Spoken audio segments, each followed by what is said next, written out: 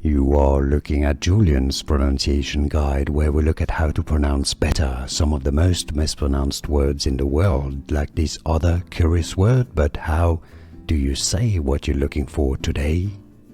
We are looking at how to pronounce the symbol, let's say, which is the SI unit of frequency, equal to 1 cycle per second. HZ, you could say, but that's short for Hertz. Hertz is how you say it. Hertz is how to pronounce that. More videos for you here to learn more. I'll see you there. Thanks for watching.